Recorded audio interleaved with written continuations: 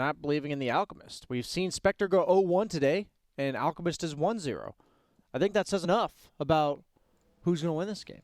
Now, the one thing I have concern about Beastcoast, based on what I've seen in the first 2 games, is their laning stage. They talked about it on the panel.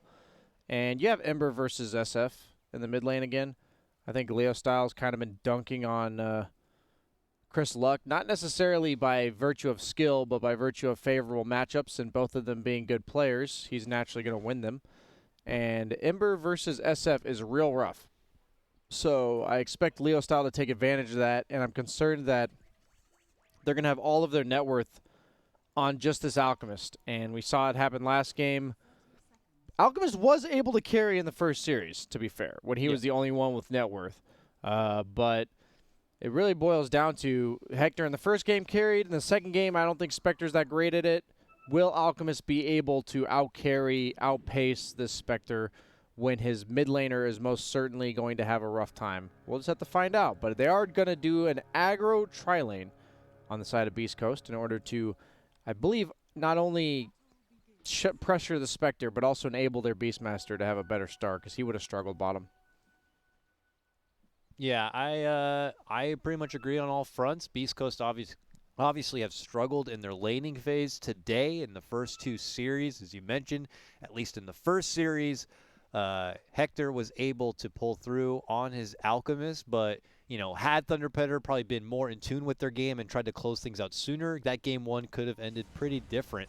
So we'll have to see if Beastcoast can, at least try to make things a bit more even in the laning phase to make things easier for the Alk later on, or if they're just going to have to put this back onto the shoulders of the Alk. As you mentioned, aggro lane on the bottom to really add that pressure onto MNZ if possible. We'll see how successful they can be in doing so. I expect the other lanes to be a bit more of a wash, though. Top lane Whisper, it is a 2v1. And he'll have to deal with the pressure of the Chen nearby. He did level his axes, which I've been experimenting with myself. It's an interesting build because the magic damage does make axes do more damage to creeps, because creeps have 2 armor but 0% magic resistance. And it also is good against heroes with more than 6 armor. It is more damage. So it just gives you a little bit of mixed damage. Beastmaster was previously all physical, and now with the Axis build, he's a bit of physical and a bit of magical, which enables you, with this Necrobook build up, the double Sage's Mask, to actually spam these Axes if you need to. They do rotate the Spectre. Yep. They leave Snapfire alone. And they'll eventually give him some help, but sometimes it feels really weird to TP 2 different cores, because if Puck TP's in the bottom with the lane pushed like this, it's just bad for him. He's going to TP in, it looks like, to help his Snapfire potentially make a turnaround kill here. Cookie Stun is out. No mana on Matthew, though. Frank does not have a mango to give him, so he's just going to walk away on Schofield. Yeah, the wave was so far pushed forward, not in their favor to really have any sort of capitalizing moment there. So they'll have to settle as it is, and they continue to shift these lanes about, getting Puck to that bottom lane. I don't imagine Beastcoast are going to continue to try to shift things around themselves. They'll settle for the lanes as they are and just try to force Frank back as much as possible, while Chen in the top lane able to work with the camps on the side. Whisper's just going to have to mind his positioning a bit. He doesn't have a ward or any sort of vision to see any trouble coming in from the side, but it could come at any moment like here. Both carries absolutely free farming. Mid lane's not going all that bad for Ember, but it definitely does not get better. Oh! Wow, that was sick. Yeah. Tune in just in time to see that triple raise combo from Leo Style. That third raise, it chunks, man. That hurts. Beautiful. Beautifully done right there. And almost on cue, as you were saying. It does not get any easier. That will not help the case at all. But, Leo Style, comfortable with the idea of taking advantage in the mid lane. He's done it pretty much every game so far. It's about being able to follow through with that advantage. Fortunately, he had just hit level 4, and he had not put his point in Necromastery yet, so he hadn't gotten the max souls out of that kill. But still a brutal kill there. As the lane, once he gets level 5 on SF, I don't think Ember can walk up anymore.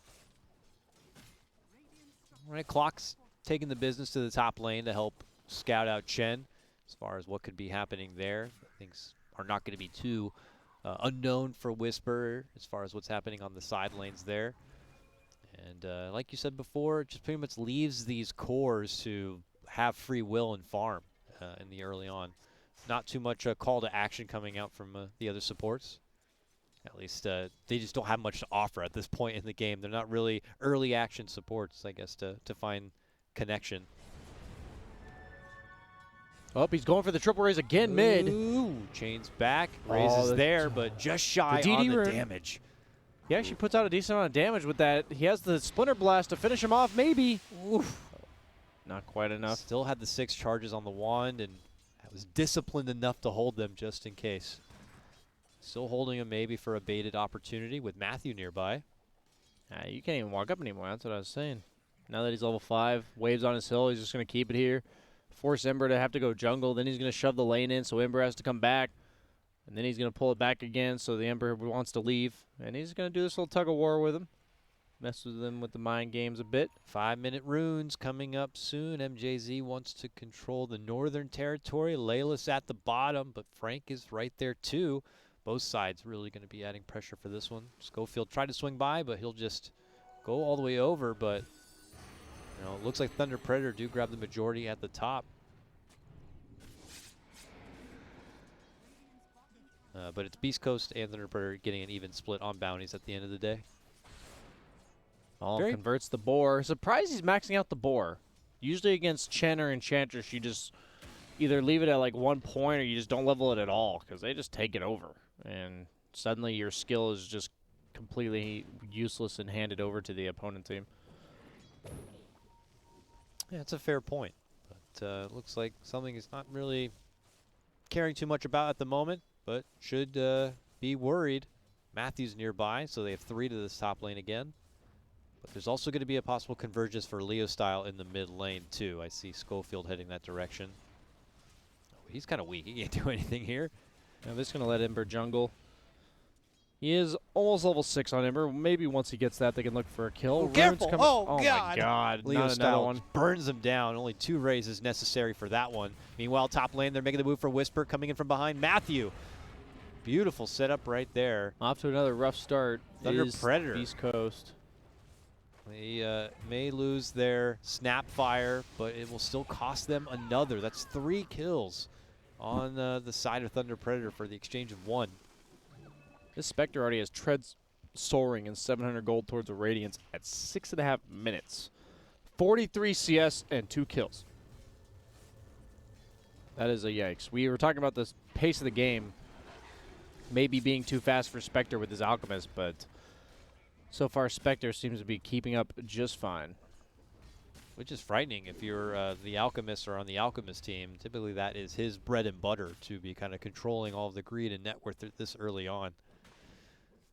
You know, which given his innate passives will allow him to do so, but with Spectre getting so much, that just doesn't bode well in the big picture. So we'll have to see if Beast Coast will turn their attention towards this top lane at some point to kind of keep her in check.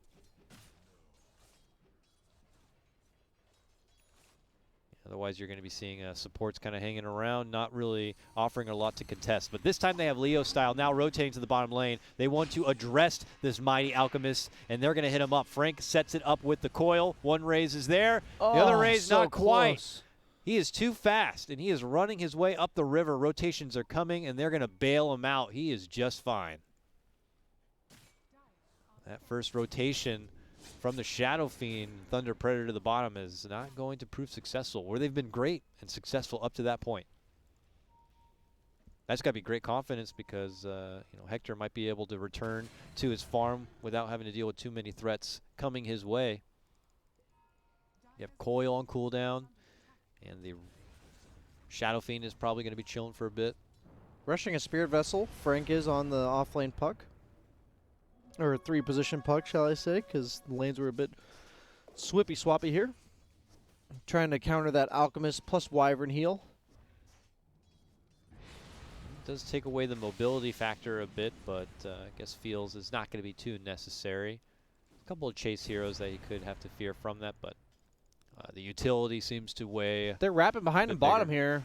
Has Coil again, and Haunt, and the Cookie behind. Try to go for a TP, but kind of a bit of a panicky TP there. quick cancel out, and we'll have to succumb and to they the give gank. it to the enemy carry. Very nice. 1,600 gold built up towards that Radiance. Spectre has almost the same net worth as Alchemist. That is scary for the Alchemist. When he revives, he's going to have the same net worth if he doesn't miss these CS. Okay. He missed 2 CS in a row, but nobody saw it, so we're fine. But I saw it. We do have level 6 on Beastmaster. Yet to level his Roar for some reason. He's holding his skill point, but... Yeah, but the opportunity's there. They've only had Chen in this top lane. I mean, Chen hasn't needed to be mobile at all. It looks like he's playing more of a greedier kind of Chen game, I guess, for now. Going to go straight for the mech, build up the utility, try to get a fast level 6. But finally, Schofield's scouted him out. No follow through with it. Frank's back now, and that puck does have coil up and ready if they want to just try to keep taking fights while it's good. It's also near 10 minutes, so there's going to be a fight for runes and the outposts. Top, looks like Roar's been committed. Hard shots onto Chen with the follow-up of axes. They should easily sweep him down. Frank's also here, uses that urn, tries to go for Schofield, but he Schofield misses the heads raise. up north and away, and they're not going to get the catch. Now Leo style stepping into action. Right click, right click. Need more nuking power, but they don't have it. Whisper's going to make it out. Lots of rotations, but not too many casualties. Just the Chen to fall.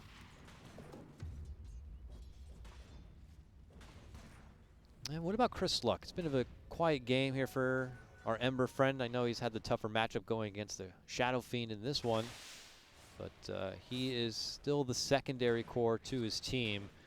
Obviously shadowed by the tremendous farm that the Alchemist is able to pull in, but he's trying to make it work, and it looks like he's got a Blade Mail on cue for the Ember.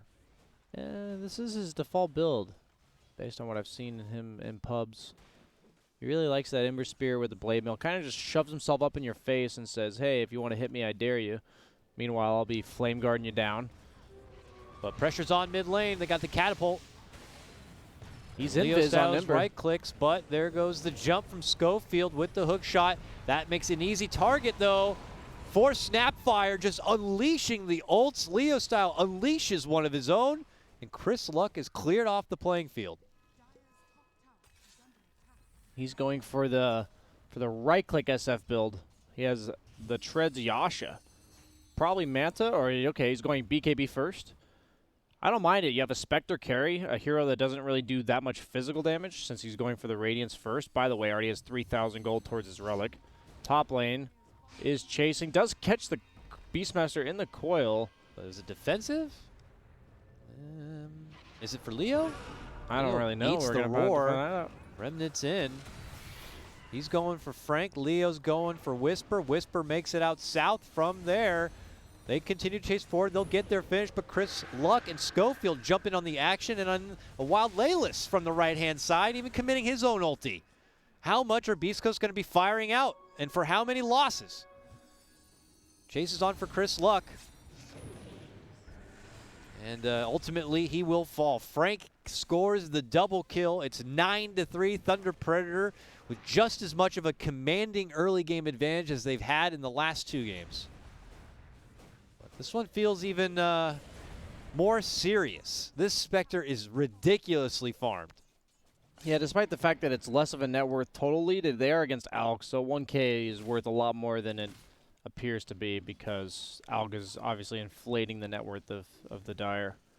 If you look at the distribution, it's Alk, 3 Radiant heroes, 4 Dire heroes. Soon it's going to, if Thunder Predator are able to advance themselves across the river, start clearing out these tier 1s, then really it's just going to be Alk with whatever remaining breadcrumbs of farm are out there. The rest of his team are unfortunately going to have to be on standby. All right, bottom lane. There's another coil. While the coil's up, let's make something out of it here, says Frank. They move in. Leo Styles up in the front, hits him. Bop, bop, boom! See you later, Beastmaster. I like how active he is on Shadow Fiend. It just shows how much he's played this hero. You see he's the Platinum level Dota Plus. Very scary to play against Leo style Shadow Fiend. Always wins his lane. Makes good use of that early momentum from the winning lane. Shadow Fiend's got to be one of the more swag heroes to have a Platinum ranking on, you know? Oh, absolutely. He must be close to that master tier by now. I don't think I've ever seen a master tier Shadow Fiend. Damn. Is there any other hero you think would be more respect if they had a master tier of? I'll get back to you on that one. Yeah, Chen. I guess Chen, some supports can just diehard Chen only, or Wisp or something like that, but Yeah, maybe Wisp. But SF's definitely like one of the most skill-based heroes. okay, Schofield on the back end of a smoke. Frank's thinking about pressuring forward, but could it be a false sense of security? Is Whisper baiting them back into something more potent? Doesn't seem it. The core is elsewhere, farming on up. This just might be a bit of a pause tactic to try to slow Thunder Predator down as much as possible, but Thunder Predator came to play. They're looking to get rid of all these free towers. More money for Leo in the pocket. Alchemist does have a Radiance of his own plus a Mithril Hammer. So looks like BKB's second item. Maybe Maelstrom, but I just say that because Hector loves farming. I hope he goes BKB. And Radiance just nearly complete here for MNZ Spectre without that gold bonus. That's for Spectre, that's super early Radiance. Usually Spectres are getting it maybe 17 minutes at the earliest, and he's going to have it at 15 and a half. He's 303, 120 CS, 15 minutes into the game. Going to have it from these bounty runes. And then they'll have the ult Radiant Spectre to fight on this bottom lane. Boom! 3-person coil connection. Here comes the Snapfire ult. There goes Leo style. They don't even need Spectre's ult. They're going to get it They're now. going to get it anyway, though. Haunt They're going to go or for the that Radiance cleanup. to come out. And they're going to get it. And he's on this Clockwork right now. Check out this Clockwork skill build, Dakota. Oh, that's a lot of rocket. Not a lot of anything else. Spirit Vessel already complete. Re-jumps back in. But Ouch. oh, they shoot down the Alk, and like you mentioned, with the benefit of that vessel, they're not going to be able to heal it up. We'll go ahead and check out the action yet again. Great coil to Coil start is out the fantastic. fight. The Snapfire ultimate is such a good follow-up, and then the fear to make them break the coil. Oof. Don't even Such need a good Spectre combo. for any of that. But then the Radiance does get picked up. She joins the party and then really begins to clean house. All that's left is Big Bad Alk and Clockwork, and they have plenty of necessary tools to deal with the problem. Yeah, SF Puck, SF Mars, they're just some sick combinations with that fear utilization from the ultimate. And already seeing why he needs that BKB so bad. He's only 400 gold off of it, being forced to participate earlier than he wants to on the Alk, slowing down his timings even more. He's back to farm, but you know, for most of Beastcoast, they're kind of stuck congregating all together. No one can really go out on their own, and we could just continue to see their economy just crash at this point. Just Alk, and then everyone else way below. You got some great utilities picked up on Beastcoast's team with your Beastmaster Pipe and Blade Mail and such, but you know, who do you got to jump in and start the action? It's just going to be the Clockwork. And I fear for the follow-up. They have to have enough burst to take it down, you know, Thunder Predator with the benefit of having Chen right there on the back lines. I feel like it's just going to be too much. Okay, coil, just for Wyvern. Quick earn. And there goes the Snapfire ult. Catches him with the last snipes it. Overshoots it wonderfully there, and they're going to get that takedown, but Leo Style could be in a better trouble. There's the cookie into the ult. Not the greatest of damage with the BKBs coming out in full force. Schofield now steps up, gets a beautiful catch onto 2, and allows K1 and company to move in and go for the finish. Leo Style now getting forced back up into the high ground. They're chasing forward. Hector wants it so bad, he's going to give his own life for it. Chris Luck looking to clean up the rest, is able to help in getting down Frank, but he loses his own life, and this is still going to be Thunder Predator's fight. Schofield, at least I got a regen. Takes it with him back up the mid lane, but as we look at the recap, it's still much favorable gold exchange for Thunder Predator and XP, and obviously damage. Yeah, Spectre's just getting out of control. Already has a full Yasha done. Working on that Manta. Haunt wasn't even used that fight. It wasn't even off cooldown yet. Still a dead Alchemist with that 10-second BKB timing. In my experience, Alchemist, when he misses this BKB timing and they're already losing, it's pretty rough. You have to pretty much win like 4 or 5 fights in a row relatively convincingly. You don't just have to win them, but maybe go, 4 for 1 kind of convincingly winning. Spectre is just going to keep farming, keep accelerating, because she can show up to any fight from anywhere. And Alchemist, in the meanwhile, yeah, he's an Alchemist, but Coil. Yep, And once again onto the Wyvern. I love how teams are starting to just prioritize this Wyvern hero. When that hero is on the other team, it has to die first. Yeah, too much save factor. BK piercing ult that can just cause chaos. It's better to remove the pesky dragon out of the fight. And that is now going to allow Thunder Predator to easily coast themselves into the Roche pit. I don't imagine Beastcoast can offer too much of a defense. The Wyvern would be up in time, and if they happen to be around and wanted to make a hookshot play, maybe. He's got the low cooldown flare from the max flare. Let's see. Oh, they're going to spot it. They're going to go for the body block. No, they're just going to straight up chase him down. Don't even think about it. Don't even look at the pit. And you know what, better yet, just remove all witnesses from the vicinity. Laylas is out of position as well. They daggered him. Oh, and he's going to go down too. Just all the more and the merrier for Thunder Predator. And all the meanwhile, Leo Style just killed Roche and got the Aegis.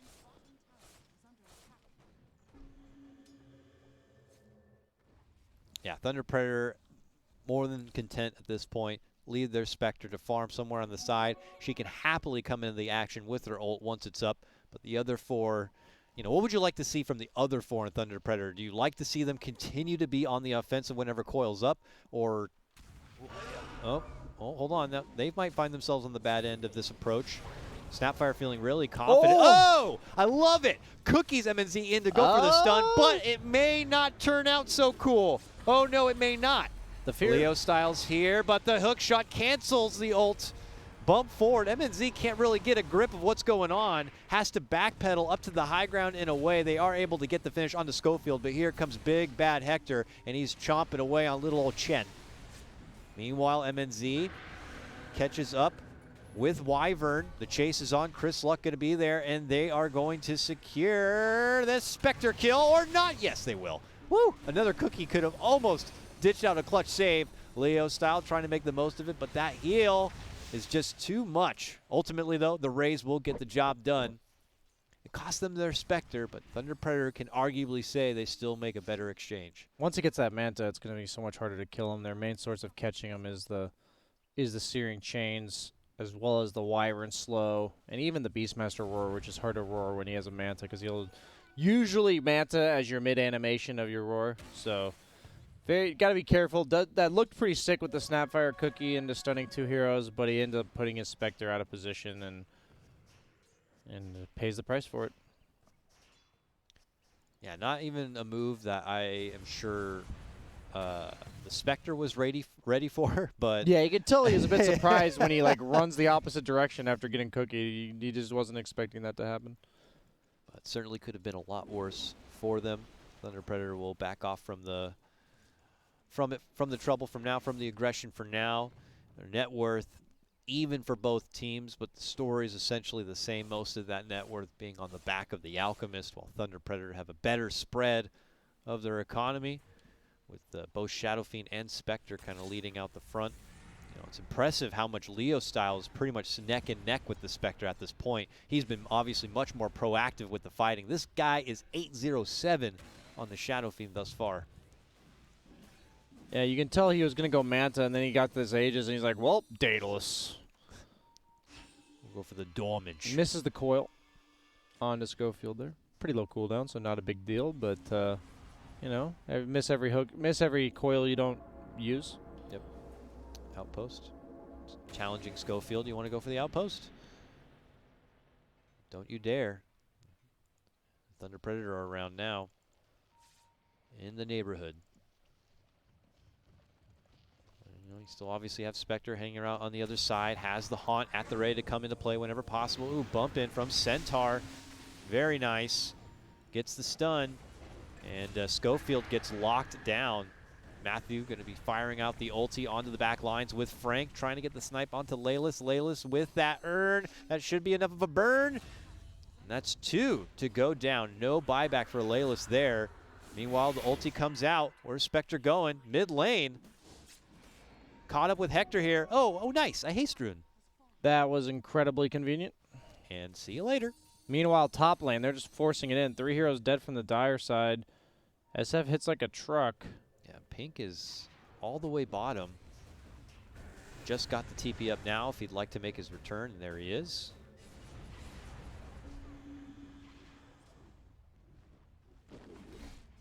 And that might be the call for Thunder Predator to back off a bit. Oh, jumping onto the Golem. Schofield, bit of an awkward spot. Gets himself caught with the coil. Now they're both caught within the cogs. Jump in. Oh, Hector did not like that. He did not want to be caught up in that mess. It will cost the clock his life. Hector's wounded, has to backpedal inside. Thunder Predator will take every little bit of free gold that Beastcoast are willing to hand out. I like the priority from the supports. When you're against Alchemist, just buy Sustain to outlive his Radiance, especially when you're this far ahead, because the Alchemist right clicks are just underwhelming. You have the Greaves coming out from Chin, and you have the Pipe Vlads coming out from the Snapfire. Check out you the see replay. here, Clock hooks into not really knowing what he's hooking into, I believe. Does get the Centaur stop onto the Alchemist. Doesn't want to pop his BKB. Ends up having to pop it just to survive. And that's just pretty much Thunder Predator toying with Beast Coast, even though Beast Coast initiated that fight that I'm not sure they wanted to take. Yeah, what does that say? Does that say desperation at all from Beast Kind Coast of to try to make those plays? You're just fumbling to see if some, throwing the noodles against the wall and seeing if they stick or whatever, Hope something works. At this point, there's no rhyme or reason sometimes. You just have to make something happen. Yeah. Something's better than nothing at this stage when you're in the spot Beast Coast is in. Yeah, you're only down by 4K, but as we've already talked about, you have an Alchemist. That 4K net worth is much less efficient on an Alchemist than it is on most heroes. So it just accentuates that lead even more. Everyone takes a moment to step back and get into the farm, and suddenly we're just drowned in neutral items. So everybody's going to be coming back to the fighting table with some new toys. Saw Titan Slivers. I just see now Agnums coming out. The first Agnums coming out for little Alk. Who did he give it to? Did he give it to anyone yet? Nope. I would have to assume it's probably going to be Ember.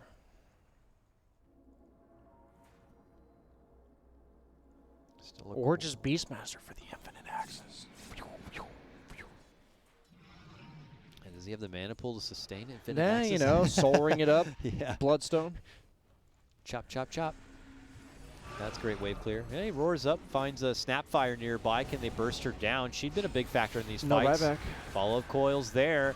And Hector tries to swipe away, looking to go right for Leo style. Leo style eating way too much damage, unable to offer anything, as he just gets shredded apart. Now this one going to be on the back of MNZ, who was able to get the clearing of the Beastmaster. Now Chris Luck and Hector surround MNZ. What is happening? And get that finish. Man, Leo style unable to do anything in that fight. He was stunned for so long.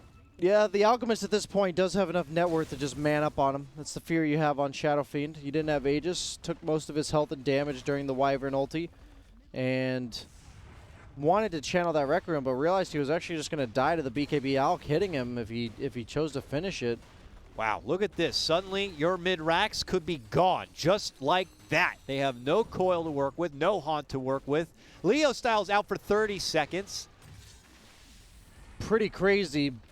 The first game looking pretty similar to this one. Even the second game, Beast Coast in a game where they were pretty far behind, showed signs of life. This one honestly looked the most hopeless out of all of them at the stage we were at, due with this Alchemist lineup, but earlier today we did see the Alchemist in a pretty even game end up coming out on top despite everything we talk about with Alchemist net worth being inflated.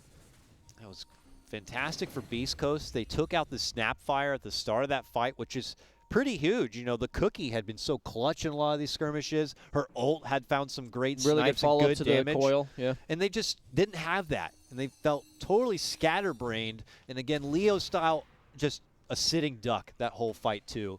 Without having that utility, without having that extra damage, there was no chance for Even Thunder like Predator. the pipe Vlads coming out from that Snapfire is a pretty big deal for these fights. Yeah. The armor, the ability for the Shadow Fiend to just hit the Alchemist back and lifesteal his way to safety. But there he was just forced to retreat, and you saw it. He has Daedalus SNY. He hits real hard, but you have to hit. Yeah, You have to hit if you want to hit hard, and he didn't hit anything in that fight. He just straight up was locked. Looking to go again on him here. Nearly in the same spot as we see Beastcoast kind of rounding the corner for maybe a catch of a flank. A flank onto Frank, if you will. I see what you did there. Abyssal Blade almost done for the Alchemist. Does have it now. That's really scary. Oh, He hits look at for this. 350 damage. Thunder Predator are able to get the top outpost just in time. It will not be neglected that XP, but Schofield did try to come over to take it back. But bottom is where the situation is a brewing here, as Tier 2 does fall for Beastcoast. Do they feel like charging forward? No, it doesn't look like it. They'll take this a bit easier, knowing that with that recent exchange, they are in a much more comfortable position. The game was pretty even before, even considering it's just, you know, Alchemist being the big catfish. Now it's a 4K net worth advantage. Ember's slowly creeping up there, but this is still the Alk show.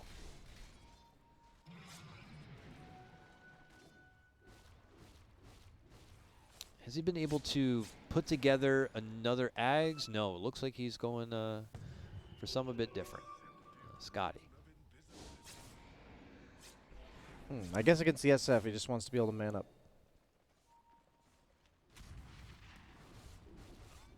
Did he give that? I guess he didn't even go for the Agnems at all. I don't even see the Agnems. Yeah, pass there's on no way he anybody. had enough. Somebody else on his team would have skyrocketed. All right, jump in. This time it's going to be Why Thunder would- Predator looking to make the call, and they immediately take out Laylas. Here again, Leo style, a bit trapped and stunned up. Can't get out from the trouble. Tries to run out and away. And the follow-up stun is going to be right there. Again, Leo style, going to be muscled down. Chen to follow next. This one's just on MNZ now for Thunder Predator, but he is getting surrounded and chopped apart. Looks in for Schofield, but look at the bashes come out. It's just too much. Another stun, more right clicks, another bash. Get the hell out of here.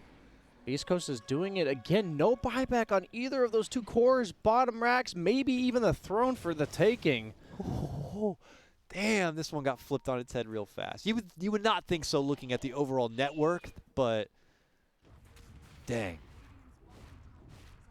Here we go. Hector working his way through, what was at first a little bit of backdoor, but He hits hard, he hits fast with that ultimate pop. Lower base attack time. Cleaving up that wave with that level 20 talent. yep. And Chris Luck can just clear out the waves just as fast. What Got the approach are they going to maelstrom. take? Are they going to back or are they going to force the issue? Oh, well, looks like a little bit of both. Chris Looks Luck like goes they're back. content. They're going to take Roche, I think. They see the illusion. Oh, no, that's a Radiant Ward. They are going to see the illusion rune, which Alchemist will enjoy, and they're pinging the Roche. 35 seconds still on Spectre. Haunt will be up when he's alive. Second Roche. This one's got the cheese.